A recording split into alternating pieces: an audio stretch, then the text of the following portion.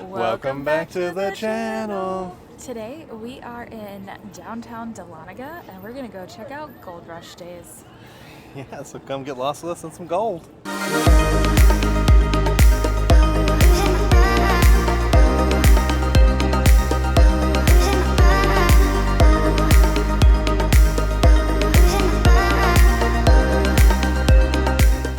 Made it to the festival. It is $20 to park, but I don't think there's a fee to get into the festival, so that's a plus. We parked at the North Georgia College campus, heading into the festival. Check out the Dare car. Lumpkin County. They call it Indian Nation for some reason. On the side of the car, I'll show you. Yeah, Indian Nation. Don't get that. Heading up the street. See all the booths. It's really busy. Yeah, this is definitely a hopping fair. Festival? Fair festival? See you later. What is the difference between a fair and a festival? Gold Rush Days. Gold Rush here started in 1828, so that's what this festival is sort of commemorating. I mean, now it's just more kind of like a fair festival thing to enjoy, which is actually 20 years before the California Gold Rush. So you remember when we walked around the Sacramento a few months ago, and we showed the kind of like ornate buildings and stuff? It's kind of interesting that this doesn't have that. It's very kind of rustic and southern rustic. So the money clearly didn't stay in the area when they got it here, which is kind of an interesting thing to find out. Like, the more you think about it, it's kind of like the money clearly went maybe to Atlanta, but then Atlanta did catch fire during the Civil War, so that could be why those buildings were burned down. And maybe that's why Sacramento still has the ornate buildings from the early 1900s, whereas Lumpkin really doesn't. Maybe they all moved west to Oklahoma. This is one of the few buildings here that have the gold top. You can see it in the distance. It is for the college, though, so it is part of the town, but it's college. They apparently, at the end of this festival, they're actually going to send gold from Dahlonega to the state capitol. Because if you didn't know, and if you've ever driven through Atlanta on 75, the top of the Capitol building is actual gold. So they're sending that gold down there to refurbish the gold on the top of the Capitol. I didn't know that. Yeah, and this is where they get the gold from. Fun fact, when I worked in this area, we actually did have one day we came to the Lumpkin County Courthouse, but most of the time it was the newer courthouse that's outside of town. But this courthouse was built in 1836, so that's slightly after the gold rush started, about like 6 years or so. Yeah, so the Georgia miners, it says that the Georgia miners left here and went to California. And it's also where they got the saying, there's gold up in them hills. Gold up in them hills. I'm gonna check out the Dahlonega General Store. Definitely has some rustic look to it. And they do playing the jams. Let's go check it out. Oh, check out Sasquatch entering the National Forest. That's cool. I did not know Yoo-Hoo made a candy bar. I've seen the Extreme Warheads one. We've actually tried that before. One of the flavors of the dill pickle. Check out some of these cute little stickers. Yeah. Oh, These neat are ones. really nice. You think they're nice? Yeah, they're really nice. I think Gary's got his picked out. So you can even make yourself a brass nickel souvenir coin. 75 cents. Look at them. Dahlonega General Store. Check out all these coins. I actually had an aunt and uncle that used to collect coins like this, but they did it upstairs, and then they would have to bring them downstairs and bring them to the bank. It wasn't the, I don't think, best way to store it, but it was fascinating. And it's an honor system if you want a coffee. Always love the old metal signs. I like this one, Zombie Eat Your Brains. You're safe. Blue Moon. Shut up, liver, you're fine. Oh, Civil War Ghost of North Georgia. I guess he does have a passion for the ghost. We got this old cigarette machine in the back. I don't think it actually dispensed. Oh, it does still have cigarettes in it. There's some Paul Moles there. Fascinating. What'd you say about this? I saw this from afar and I was like wondering if it's from the Golden Nugget I don't in know. Las Vegas. Maybe. It could be an old gambling machine. They also have some other metal signs back here. They have some superheroes in the back. A lot of metal signs. So if you like some metal signs. Yes, we have the comic book size version of that one, yes. We got some can planes. There's some more Yoo-Hoo, Mountain Dew. Bet you that one's fast. I like this one. Live, laugh, lurk. And then Uncle Sam's trying to get a shake here. Trying to get me to shake down. The Oak Grove Boys and the Gold Rush Parade. Checking out the rest of the them. Gold Rush Parade, we got a super special event. A croissant from the museum, and as soon as that gold is presented to them, they will take off and head to Atlanta with it. So that's going to be a big event here. Let's peg the ground. There ain't a whole lot going on tonight in this one-horse town. Over yonder, coming up the road in a beat-up Chevy truck. This kind of talks to what we were talking about earlier. The buildings were actually here, they were built out of wood, and I'm pretty sure in Sacramento they were built out of different features, which is one of the reasons why they had so many fires. So that's why a lot of the buildings aren't as old, because they had a bunch of fires. Fascinating. What you thinking of the festival?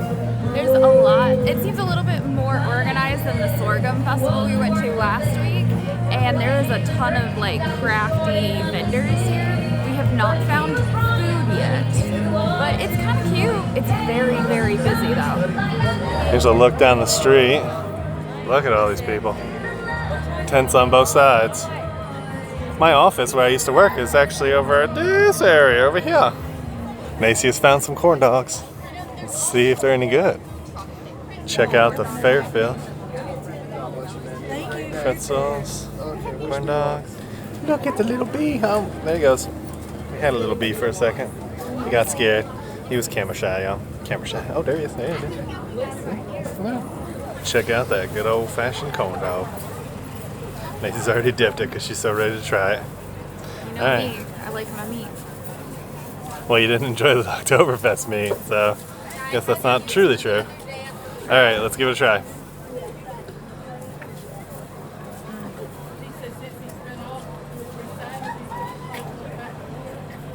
That's good.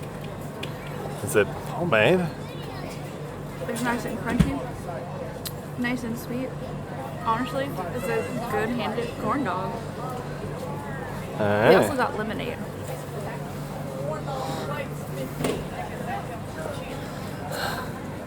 Yes. Because what festival? You can't go to a festival without getting lemonade. Perfect amount of sweet and tart. Delicious. Let's see what Gary thinks.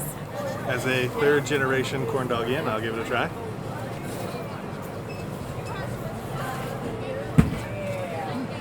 Is it the secret sauce? Yeah, that's good. It's a good corn dog. The cornbread on the outside, nice and tasty and crunchy. The hot dog's pretty solid, pretty standard hot dog. Really, really good. Now let me go try the lemonade try.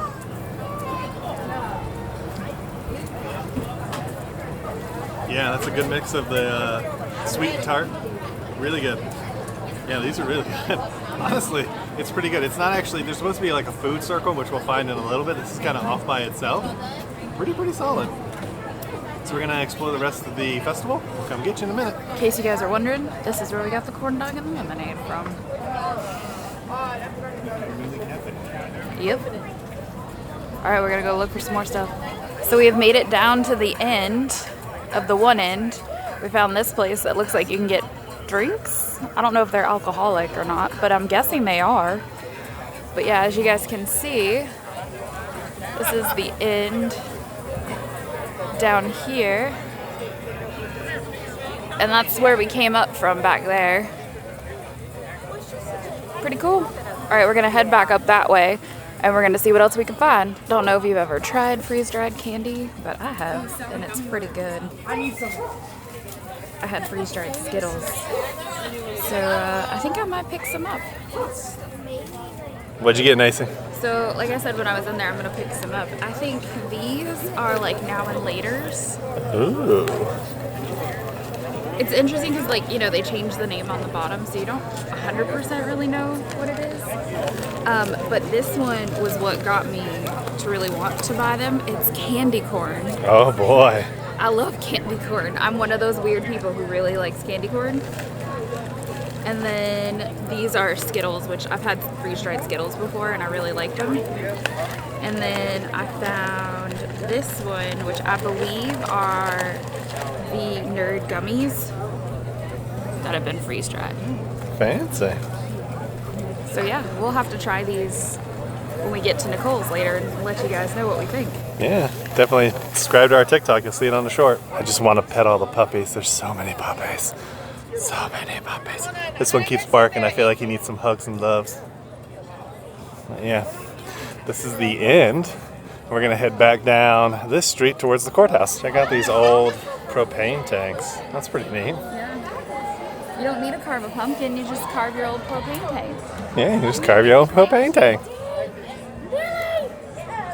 Interesting fact about Dahlonega too, until a few years ago there's still a slave auction block right out in front of this courthouse, and it took a massive movement of the people to get it removed. But here's the old courthouse. We're gonna check out the Gold Museum. But no native Cherokees were allowed to register for a chance to win one of 35,000 gold lots. As thousands of miners poured into North Georgia, they began pushing out the Indians who had lived here for generations. In 1838, in one of the most tragic events of gold mining history, the United States government sent troops to round up the Cherokees. They were forced west across the Mississippi River. This devastating march, known as the Trail of Tears, left thousands dead from cold and starvation, but it did nothing to slow the rush for gold. In the early 1800s, whole towns seemed to spring up almost overnight. One of the first to be established was Auraria, a community named for the Latin word for gold. Auraria's growth, according to one of its residents, was unprecedented in any backcountry village in the southern states. Before the town was a year old, it had 100 homes, 18 or 20 stores, 12 or 15 law offices, and 4 or 5 taverns. Its heyday was short-lived, though. By 1833, Auraria was eclipsed by the nearby town of Dahlonega. Dahlonega became the county seat, and all of the area's mining activity was centered here. Within only a few months, nearly 6,000 people had come to live in and around the town. By all accounts, this was a rowdy place. Not quite as rough as the mining towns that would later spring up in California, but lively nonetheless. Gambling houses, dancing houses, drinking saloons, billiard saloons, and 10-pin alleys were open day and night. Check out these mechanisms. What are they? So they use these water cannons basically to mine the gold out of the mountains. Yeah, so they're water cannons. They claim that the bricks in the courthouse were made from a nearby stream, and you can see that there's some gold traces in there. See the gold pebbles? So apparently the bricks making this building have gold in them. So there's gold in their walls. Here's an old sifting device. So the gold comes there, the particles run away, and you're hoped to left with the gold in the little tray. Mm-hmm. Check out the old judge's chambers. It kind of looks like the one we saw over in Blairsville when we went to that one. Check that in the show notes below. But it's tiny, it's got a fireplace, and there's where he deliberated. Here's some gold mining garb. Imagine coming out here, it's pretty rough and tumble. There was nothing here. They basically established the whole city based on the expectation of finding gold. That's a journey, that's an adventure for sure. Here's the festival from above. You can see them already getting ready for the parade. It's like 3 hours away, maybe 2 now. Yeah, there's where we go. There's the main stage over there. There's the general store across the way. It's honestly like this festival's been really well put on, I have to say. There's a ton of vendors here, so you can spend a lot of time going from booth to booth. And we're gonna go try and find this food court we heard about. And you can also try the gold mining museum too. So yeah, it's only $10. I have found a lot of this in my time up here. There's a lot of fool's gold in the mountains. Yeah, I found a ton of that. This is interesting too. There's Atlanta and there's Dahlonega. So it took this long trip. And apparently, most of the gold from Dahlonega actually went to Philadelphia to get minted into coins. So it went all the way up north. those are the gold. Oh, check out the gold veins of Georgia. There's a couple over here towards Augusta. Cities. Contemporary cities. Macon's not lit up. I think the bulb's out.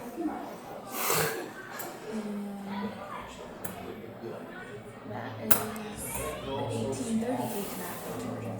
Wow. I don't notice much difference.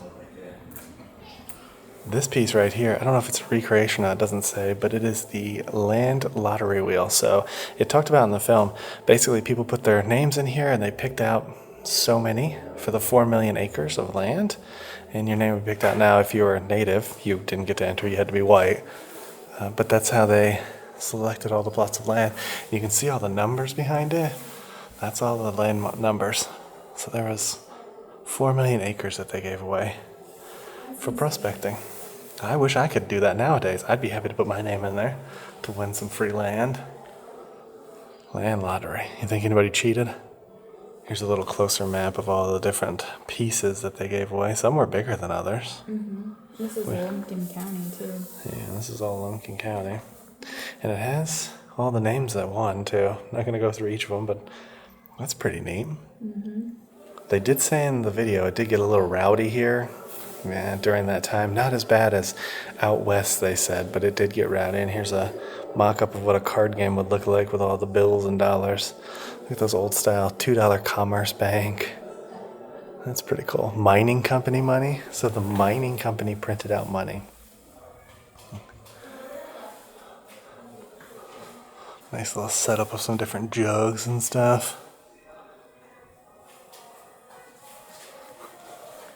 Georgia's wild frontier. Yeah, apparently they would trade in their gold dust for whiskey, and then they would have pony clubs that would go and terrorize the Cherokee Nation. And then they would also set houses on fire and steal livestock too. And they probably had ladies of the night too, I imagine. So in case you have some mobility issues, you can enjoy the theater. You just have to push this button and they show it on the screen down here. They have foldable chairs too, so you can sit behind Nancy. So they do accommodate somewhat. That's nice. I was like, how do people get upstairs if they have mobility issues? I thought that too. Nancy said a second ago. So in 1828 was when gold was discovered, right? And then 10 years later they opened the mint. And then 10 years after that is when gold was discovered in California. But I genuinely think it was probably before this was when it was discovered, because you gotta think back then communications were like small, and that's just how long it took for the word to get out and people to start believing. Here's some pieces of gold. There's some gold ore from Dahlonega, from Lumpkin County, which is where Dahlonega is. Lumpkin County is Dahlonega. From a creek near Helen. Look at that nice piece. The placer nugget weighing about 5.6 ounces from Duke's Creek. That's what they talked about in the video. One of the things they said in the video is why it was so good here is because the gold was so pure in Georgia. So they could get like 98% pure, whereas other places they're looking for about 75%. So basically, bigger investment return. Some of the scales they used for gold. The U.S. Mint.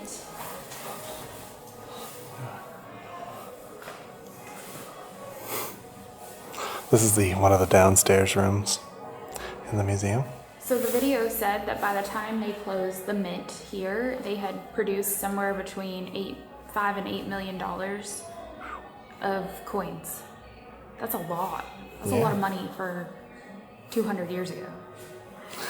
Yeah, it's a lot of money for today. Fascinating piece we saw, table of coinage. So $1 gold, $2, $5. You can see the amounts.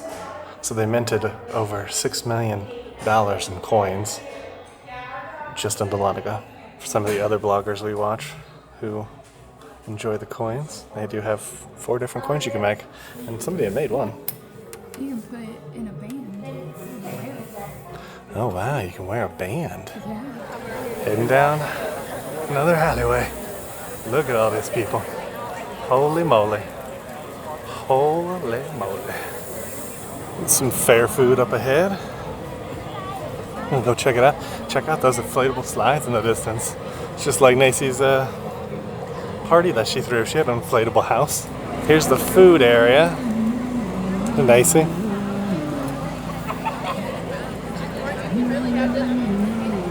So the lines are ridiculously long. Yeah. It's And what do you think? really busy. There's not enough seating either. Yeah, there's like no seating whatsoever. So if you do come down here, just make sure you're prepared to stand and eat. One last look at all the booths before we head to the vehicle, which is a good trek. Giggles and Grins characters. There's a little theater here. I'm going to check out what's playing at the Holly Theater. So what'd you think of the Festival? I liked it. I would come back next year, honestly. I really would. There was a lot to see, and I got some freeze-dried candy, so. Here's Nacy, but on the other side of Nacy, there is the Consolidated Stamp Mill. So this used to be the largest stamp mill in the area. Yep. As we drive by. Yeah, as we drive by it, that is the stamp mill. That's pretty cool. And I used to work up here on this hill, up here. Yeah, Nacy used to work up here. Now, they said that the stamp mill would do the presses day and night, so the people who lived here back in the early 1900s, late 1800s, would just hear it non-stop. And they had 5 of them. And there was 5 of them, yeah. But Consolidated was the largest. But it used to be a lot larger facility, looking at the pictures. And that's all gone. Yeah, Nacy used to work up here. There used to be a hospital up here, literally right up here on the top of that hill. And that's where I used to work before I got into the line of work that I'm currently in. Yeah. We moved from here to Orlando. There used to be a Steak and Shake up here too. I don't know if the Steak and Shake's still here. I don't think it is. Yeah, I don't think it is. Last time we drove through, I think it was gone. Also, we're gonna drive past that Pizza Hut, the classic Pizza Hut that we went to. So if you guys want to see that video, definitely check out the show notes. Yeah, the day we went to Babyland. It's a classic 80s adventures. All right, that concludes our trip to the Gold Rush Festival. We learned a lot about gold. Up in them hills. And Dahlonega. It was actually a really cute festival. They do it every 3rd weekend in October, so it's only for a weekend. This is the 70th annual.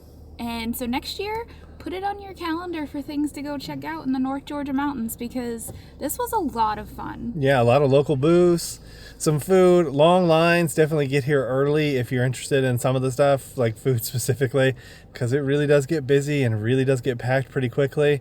But it's totally worth it. And the museum that we went to is open year round. On certain days, obviously. It's the mountains, so they don't like They're not open every day, yeah. But it's open year round, so if you want to see that, definitely check it out. And we are going to be coming back to Dahlonega one of these days to actually go gold mining. So that is in our future as well. So definitely subscribe if you want to see us do that. And we may also be doing a ghost tour. Yeah, that too. We saw that when we were walking around as well. So if you guys like this kind of content, make sure you give it a thumbs up. Make sure to hit that subscribe button. And ring that notification bell so you get notified when we do at least 3 videos a week. And we'll come and get you all for the next one. Ain't that the truth, Baby Ruth? Bye, everybody. Bye. We just want to take a moment to thank you all for watching the video. To those 90% of you guys out there watching who haven't subscribed yet, please take a moment to subscribe to the channel. It really helps our channel grow and reach a wider audience. And for all those other YouTube personalities that you're watching out there, I'm sure they would appreciate it as well. To those that have subscribed, thank you for tagging along with us on our journeys. We appreciate your love, support, your likes, and all those wonderful comments that we're getting too on our videos. So we look forward to taking you on our next adventure. We'll see you on the next one.